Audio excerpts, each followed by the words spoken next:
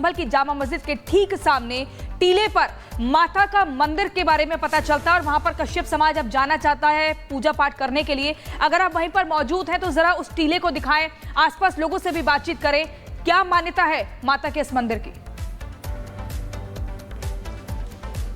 देखिए, लगभग कुछ ही देर पहले कश्यप समाज के लोग जो थे उसी पुलिस चौकी के पास पहुंचे जहां पे उन्होंने दावा किया है कि इस जगह पे जो था यहाँ पर बहुत समय पहले आंवले का पेड़ हुआ करता था, मंदिर हुआ करता था जिनके इनके बड़े बुजुर्ग पूजा अर्चना करते थे। उसी को लेकर आज एडिशनल एसपी को ज्ञापन सौंपा गया है। एसपी की तरफ से यही कहा गया कि ज्ञापन जरूर ले लिया गया है, इस पूरे मामले की जाँच की जाएगी, क्योंकि इनका लोगों का कहना है कि 1978 में जब दंगे हुए थे उसके बाद से पेड़ को काट दिया गया था, मंदिर के जो नामो निशान था वो यहाँ से हटाया जा चुका था। इसी बात को लेकर आज ज्ञापन जरूर सौंपा गया है और पुलिस का यह कहना है कि इस मामले को बारीकी से देखा जाएगा, क्योंकि शाही जामा मस्जिद के सामने पुलिस चौकी बन रही है। पुलिस चौकी के ठीक बगल में टीला है, टीले पर जो है दावा किया है, वहां से वो टीला कितनी दूरी पर है? क्या हम दर्शकों को तस्वीरों के जरिए दिखा सकते हैं अभी?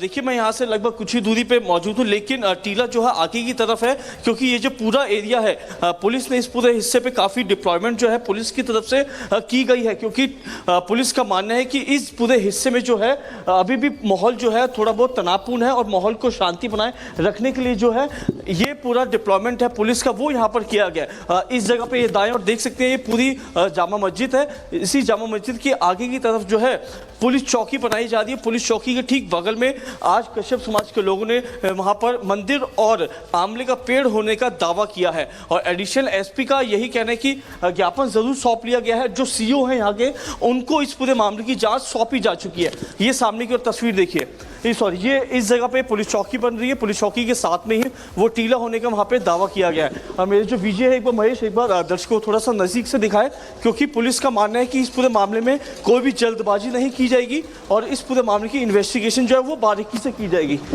ये तस्वीर, ये पूरा जो हिस्सा है इसी जगह पे ये कहा गया है कि ये पूरा जो है कश्यप समाज के अधीन था और यहाँ पर पूजा पाठ हुआ करती थी। ये पूरा टीला है जिस जगह पे हम मौजूद हैं। इसी जगह पे कश्यप समाज के लोगों ने दावा किया है कि यहाँ पर लंबे समय से पूजा की जाती थी। इसी जगह पे आंवले का पेड़ हुआ करता था, मंदिर हुआ करता था, लेकिन अब वैसा कुछ भी देखने को नहीं मिल रहा है। और इसी बात को लेकर उन्होंने कहा है कि हमारी जो ज़मीन थी, जो जगह थी, वो वापस दिलवाई जाए और यहाँ पर मंदिर बनवाया जाए। ये देखिए, इसी जगह पे यहाँ पर ये पूरा प्रॉपर तरीके से पेड़ था, कहा कि काटा गया है। इससे पुलिस चौकी बन रही है। सामने की तरफ शाही जामा मस्जिद है। फिलहाल पुलिस ने ज्ञापन ले लिया है और मामले की इन्वेस्टिगेशन की जा रही है। हेवी डिप्लॉयमेंट भी किया गया है। साहिल यहाँ पर लगातार तस्वीरें दिखा रहे थे कि किस तरीके से हेवी डिप्लॉयमेंट किया गया और कश्यप समाज अब टीले पर मंदिर होने का दावा करता हुआ नजर आ रहा है। बहरहाल संभल की जब हम बात करते हैं तो संभल किस तरीके से सियासी टूर बन चुका है, इस पर भी जरा एक नजर डाल दीजिए, क्योंकि समाजवादी पार्टी का एक डेलीगेशन आज संभल पहुंचने वाला है और कुछ ही देर में संभल पहुंच सकता है। 15 सदस्यीय ये डेलीगेशन है जो कि मृतकों के परिवार वालों से मुलाकात करेगा और 5 लाख की मदद भी देगा।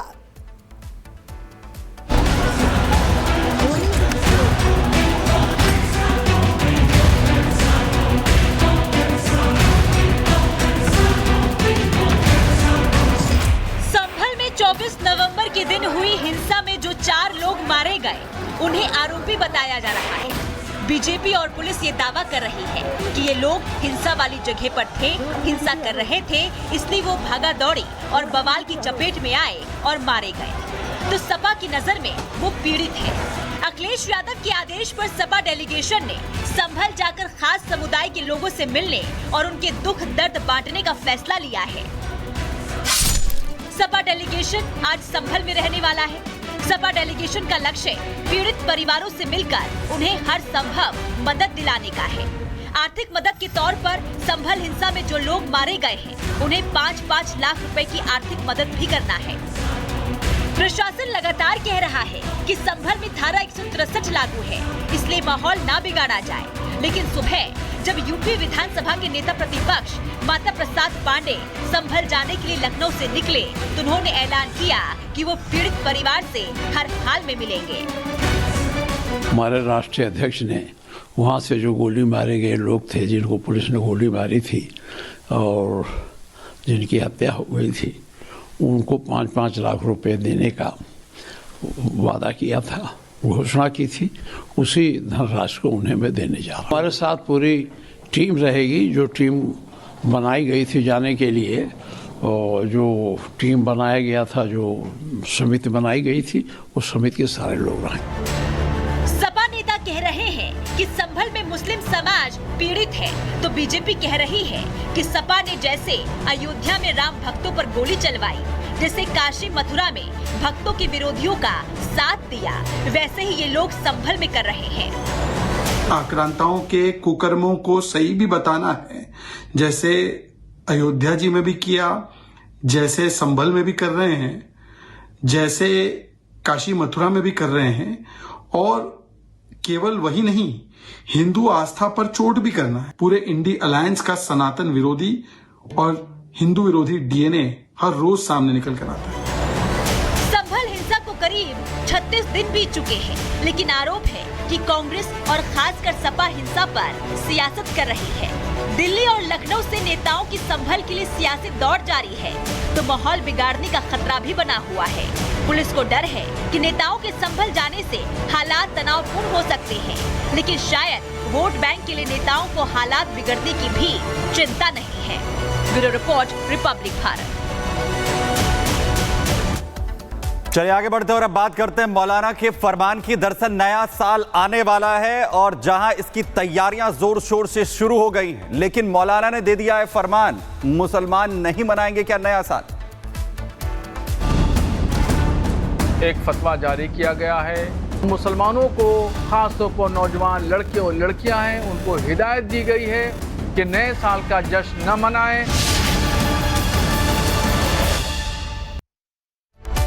तो नए साल का जश्न शुरू होने वाला है, सिर्फ एक दिन का वक्त रह गया। और देश की अगर हम खास तौर पर बात करें तो देश के युवा खास तौर पर नए साल के जश्न के लिए अलग अलग जगहों पर, देश के अलग अलग हिस्सों पर जो है वो जाते हैं। लेकिन क्या इस साल जो मुसलमान युवा हैं, वो मुसलमान युवा क्या इस बार नया जश्न नहीं मनाएंगे? क्योंकि एक फतवा जारी होता है, बरेली से फतवा जारी होते हुए, और ये कहा जाता है कि मुसलमानों के लिए ये हराम है। क्या है इस फतवे में, दिखाते हैं आपको।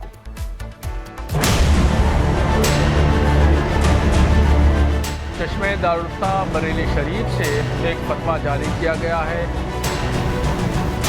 नए साल का जश्न जब पूरी दुनिया मना रही होगी तो भाईजान देखते रह जाएंगे। आसमान में पटाखों की आवाज सुनाई देगी, घरों में डीजे बज रहा होगा, लोग नाच गा रहे होंगे, लेकिन भाईजान उन्हें केवल ताकते रह जाएंगे। ऐसा हम नहीं कह रहे, बल्कि बरेली से फतवा जारी हुआ है। फतवा जारी करने वाले मौलाना ने मुस्लिम युवाओं की भावनाओं पर पानी फेर दिया, उन मुस्लिम युवाओं की भावनाओं का दम घोट दिया जो बेसब्री से नए साल का जश्न मनाने का इंतजार कर रहे हैं। जो जश्न मनाते हैं नौजवान लड़के और लड़कियां, उनके सिलसिले में हिदायत दी गई है। फतवे में कहा गया है कि नए साल का जश्न मनाना फख्र की बात नहीं है, और न ही ये जश्न मनाया जाना चाहिए, और न ही मुबारकबाद देना चाहिए।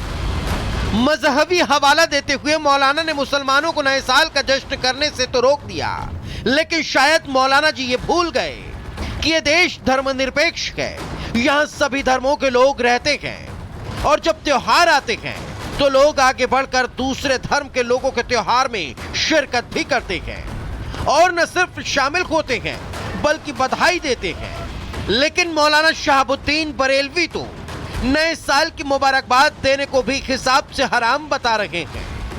ये जो जश्न है नए साल का, ये अंग्रेजी साल यानी ईसाइयों का साल शुरू होता है, और नए साल का जश्न मनाना ईसाइयों का मजहबी शियार है, और किसी भी गैर मजहब का मजहबी शियार को अपनाना मुसलमानों के लिए सख्त नाजायज है। मौलाना शहाबुद्दीन बरेलवी ने अपने घर की लाइब्रेरी में बैठकर फतवा तो जारी कर दिया, लेकिन जब से मौलाना साहब का फतवा आया है, उनके इस फतवे की चर्चा जोरों पर है।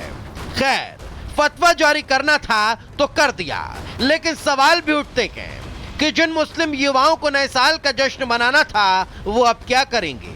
Bureau report, Republic Bharat. अब मौलाना साहब ने विशेष समुदाय के लिए फतवा तो जारी कर दिया। अब सभी मुसलमान वर्ग ये सोच रहे होंगे कि हम नया साल का जश्न मनाएं तो मनाएं कैसे, लेकिन मौलाना रिजवी जो कि मुस्लिम धर्म गुरु हैं और बीजेपी प्रवक्ता शहजाद पूनावाला का